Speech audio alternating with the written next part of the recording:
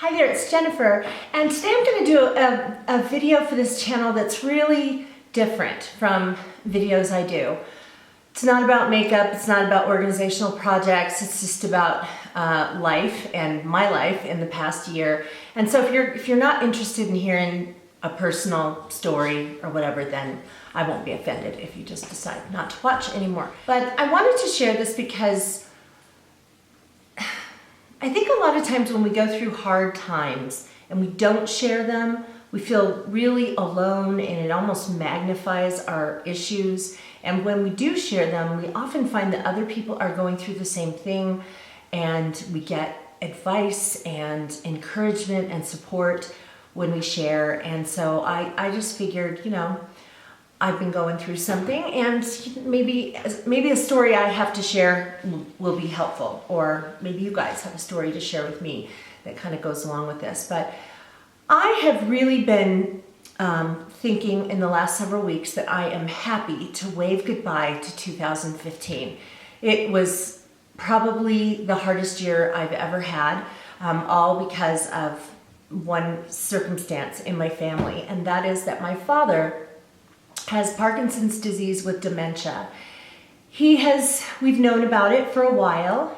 At first he was diagnosed with Alzheimer's probably about 7 years ago, and they didn't think Parkinson's because most of the time people with Parkinson's have tremors, and my dad didn't shake, and so they thought it was Alzheimer's, and then 5 years down the road he's not gone, and because Alzheimer's will usually take people pretty quickly. And so then they started wondering what it was and determined that it was Parkinson's. So he doesn't have the tremors, but he has all the stiffness and that little shuffle walk that a lot of people have with Parkinson's, but instead of tremors, he has dementia, and not all people with Parkinson's have dementia. So he's done some things over the years, little things, nothing scary at the beginning, just quirky things, like he'll be having a regular conversation with you and then he goes and heats his coffee up in the toaster oven, or just little weird things like that. About 2 years ago, I had to have a conversation with him about not driving anymore because it was becoming apparent that it wasn't safe for him to be driving. And he's now 82, so that was when he was 80. That was very difficult. It was difficult for me and it was difficult for him to take, and it took more than one conversation. He kept kind of thinking that he could do it, and we just said finally, we cannot in good conscience let you do this. I mean, how can any of us live with ourselves if you get in a wreck and kill somebody, or yourself? How can we do that? So anyway, so it's kind of been slowly progressing. This past year, though, has taken a pretty significant shift in his health. And it has gotten really difficult for my mom.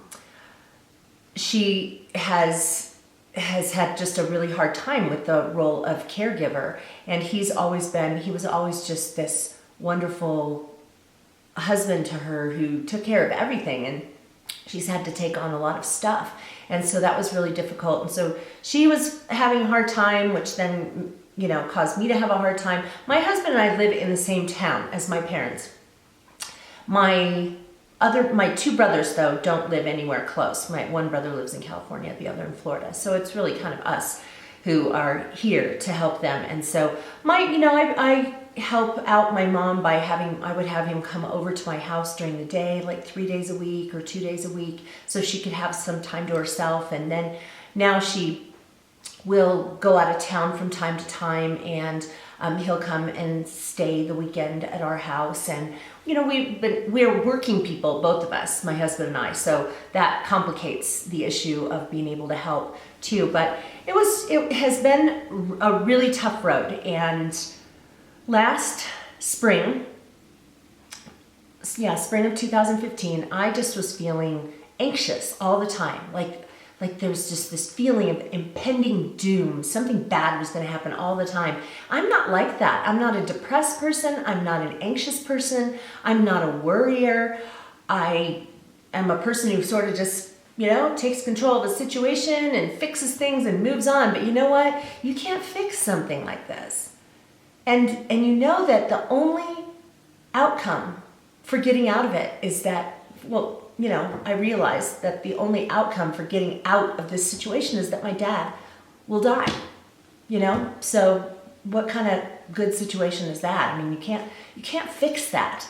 So last spring I was feeling that way. I finally went to my primary care doctor and just told her, how I was feeling, and she said, let's put you on a little bit of an antidepressant. So she put me on a really low dose antidepressant. Now, I had done some things leading up to this. You may have seen on my channel, I've had a couple of videos about drinking green smoothies. That was one of the things I was trying to help myself feel better. I figured if I was feeling like I was in a funk, I should increase my nutrition. And so I started to drink green smoothies every day, and it really did help, gave me more energy, but didn't solve the problem. So I also don't want to make you think that I'm trying to advocate for medications to help get through issues. We actually, the doctor and I, before doing this, I had blood work done, and we were checking my vitamin levels and checking hormones and things like that, because I'm 52 years old. So, I'm not in menopause, but I could be at a point where that was affecting things. So we checked out a lot of things. And then so I ended up going on a very low dose of antidepressant. It was Wellbutrin. And that helped me not to have that really anxious feeling right on the surface, like something bad was gonna happen. Well, summer came, and I love summer here in the town where I live, because we're at high elevation, it's a cold climate, and so when summer comes, it's just so nice to be able to be outside and be in the sun and all of that. I love gardening, I love walking long distances, I love I love decorating my backyard, and I love doing things around town, and darned if I could get myself motivated to do any of it last summer. And I kept saying to myself, well, I'm going to do this because I love it. I don't feel like I love it, but I know that I do love it. So I forced myself to garden, and I forced myself to do crafts, and I forced myself to do things because I thought I don't want to look back at this time in my life, 5 years down the road, and say, man, what a waste of 5 years that was. And I thought, I just have to keep going. I just have to keep pushing myself forward in all of this. Kind of reminded me of, I can't remember the exact line, in Sleepless in Seattle, after Tom Hanks' character lost his wife, and his friend asked him, so what are you gonna do? And he said, well, I'm just gonna get up and I'm gonna breathe in and out. And then, and I'm just gonna keep going and remind myself to breathe in and out. And maybe someday I won't have to remind myself to breathe in and out. And that's kind of how I felt, I was just like pushing myself forward to do things that I know that I love, but I didn't really feel like I loved them. So I did that. I wasn't terribly productive last summer, but anyway, so later in the summer I went back to see my doctor and said, I feel a little better, but really, not great. So she increased my dose a little bit more, and about 6 weeks later, well, let's see. She also was encouraging me to go see a counselor, because where I work, they have free counseling services available to employees. It's at a university. And so that's a really nice thing, but I didn't want to go. I thought, I can handle this on my own. I can always handle things on my own. So I didn't go. Well, then about 6 weeks after having my medication increased, I contacted my doctor, and I sent her this message, and I said, so what's the goal here? I mean, am I supposed to feel good, or am I just supposed to feel good for a person who's got a really crappy life circumstance? Essentially, she contacted me back and said, let's increase your dose. So I was taking the most, I'm taking the highest dose that I can take. And it really has made a difference. But I also did decide to go to counseling, and I went for 6 weeks, and that was really good. It was a big deal for me to make a decision to go to counseling, but it was really good. It just helped me to process some things and figure out my role in this whole family dynamic, and anyway. So essentially what I have been trying to do for the past couple of years is hold a dam back. because what I didn't want is for my dad to go into assisted living. I was thinking that that would be the end for him, you know, that he already seemed like he's been giving up. He doesn't do things that he's supposed to do. He'll go to physical therapy, but then he comes home and he won't do his exercises. His doctors will say, you need to be drinking water, you need to flush toxins out of your system, you need to be hydrating your muscles so you don't stiffen up. Do you think my dad will drink a glass of water? No. When he comes and stays with me for the weekend, I have to force him. Like, Dad, you drink this right now. And I have to force him to drink water. He just won't take care of himself. And so he's not at a place where he like wanders off or doesn't know who we are or anything like that. He just does weird things, and he's really unsteady on his feet, and then like he does weird quirky things every so often in terms of his memory. But yeah, anyway, so I was feeling like my dad really had just kind of given up on himself. This is my lot in life. I'm gonna die, and you know, he's not gonna do anything to help himself, which is hard to see. And I just thought if he had to go into assisted living, that would just be the end for him. And so I felt like for the last couple of years, what I've been doing is holding this thing back. It's been getting harder and harder for my mom. And of course, she sees more of stuff going on with him than my husband and I do. And finally, there were some things that happened that made it so that my mom and I went to talk to his doctor. And we sat in his office as he said, this is just how it happens, you know, when somebody has dementia. This is the way it goes. It doesn't get better. And he said, you're at a place right now where somebody in their 20s would have a hard time with this. And so we sat in his office and we cried, and I finally had to let go of the dam, you know, and so. Yeah, okay. So our doctor, or their doctor, was wonderful. He actually came to the house and sat down and talked to my dad. And I think my dad thought that this was an inevitable thing at some point. But of course, it wasn't something he was delighted to hear. So a few days later, my mom and I set up some tours to go visit a couple of assisted living places in our town. And we went, just the two of us, and realized that both of them were very nice, and that we're not looking for him as needing to go into a memory unit where he's locked in or anything like that. Because my dad, he just does quirky things, and he's unstable. And so he needs help with things. And so he may eventually need something like that, but at this point he just needs some help. Like the other day, he was bending down to give the dog a treat, and he fell over, and he could not get up, and my mom couldn't get him up. So anyway, we had to go over and help and things like that. But so both places were very nice, and we're looking at like 1-bedroom apartment with a little microwave and refrigerator and stuff like that. And both places had great activities going on all the time. My mother and I really liked one place better than the other, but we decided that he should get to choose. So the next week we took him, and we went to the place first that we really liked, that my mom and I really liked, but we weren't going to tell him that. We just wanted him to be able to decide. And I could see it on his face while we were there that he was looking around and kind of thinking, well, this is nice for a place I don't want to be. Well, this is a nice dining room for a place I don't want to be. These apartments are nice for a place I don't want to be. And I just thought, well, you know, it's just going to take some time. It's going to have to ease into this whole thing. So the God is good part is coming up here. I've been going through the life is hard part, but God is good. I mean, God's good all the time, but when we finished the tour, we still had another place to go to the other one to look at, and we were going to go have lunch. And the lady at this place said, would you like to join us in the dining room for lunch?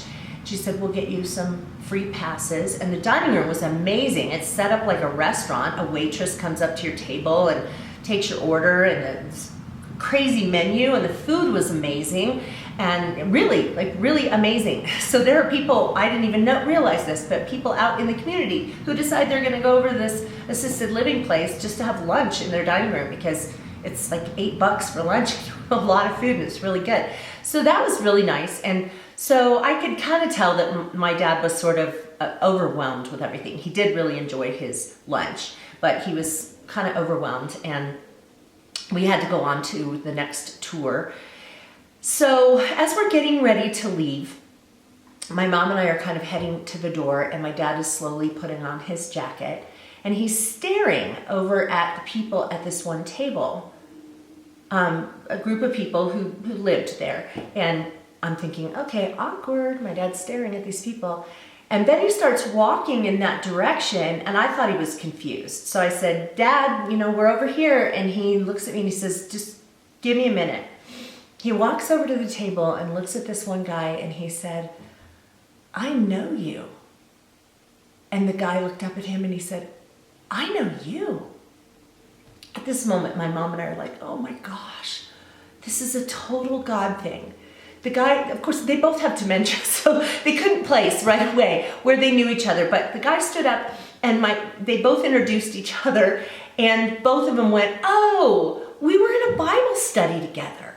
So they were in a Bible study about 10 years ago, and thank goodness it was 10 years ago as opposed to like 2 years ago, because my dad probably wouldn't have remembered that.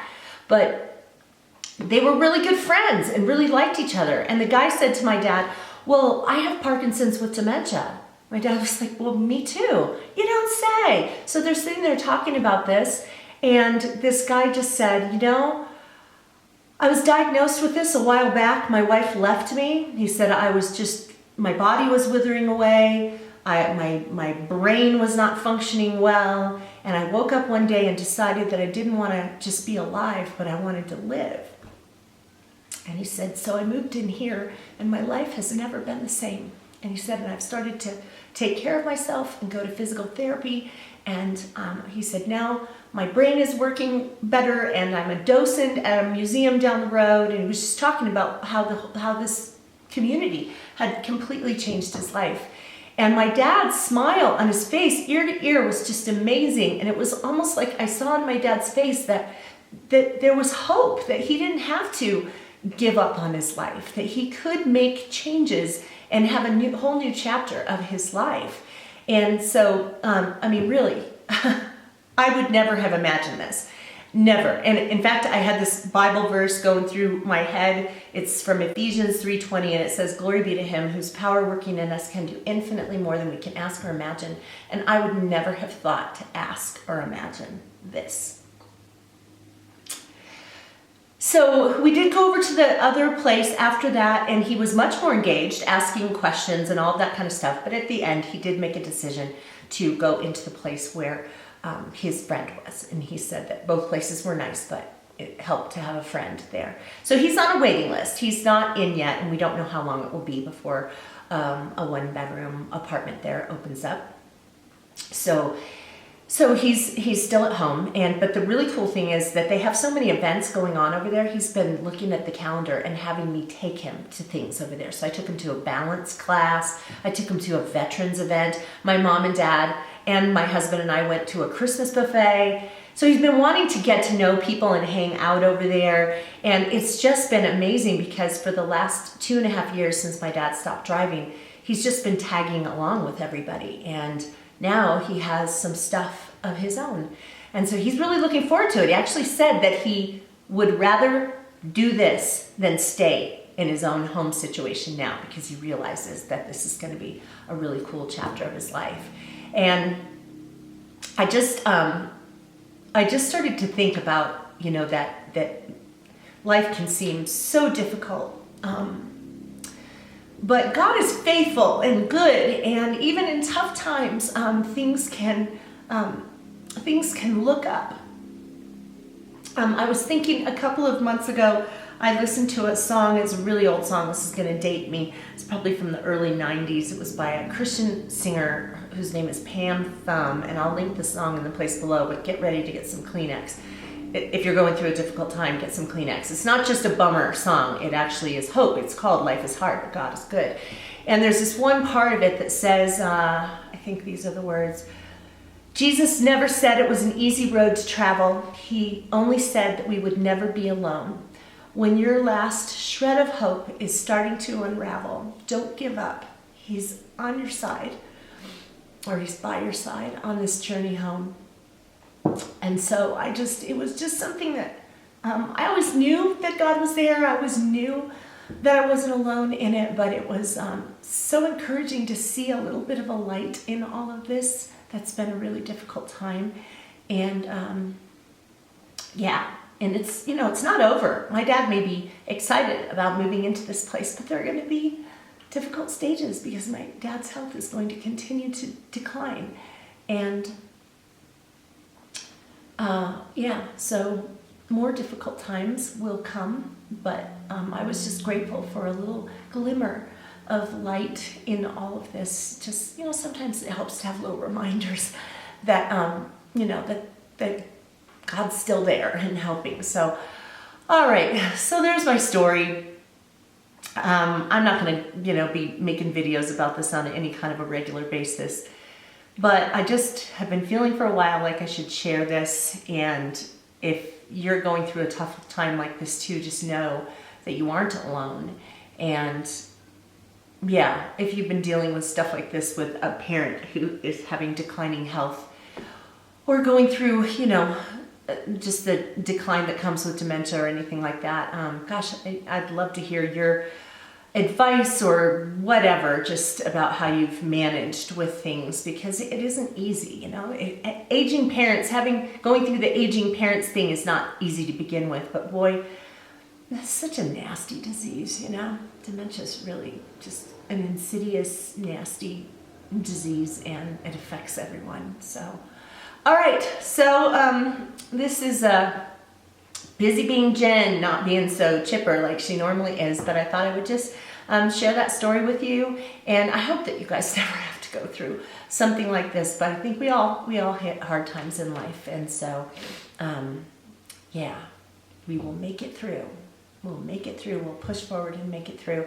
So I hope you're doing well. I hope that you will have a really bright 2016. I know that I certainly am looking forward to a better year in 2016 than in 15. Oh, and just so you know, if you've watched my channel and you've seen those videos about my mini challenges for the year, they're 30-day challenges, the whole reason I did that was to help myself in my funk.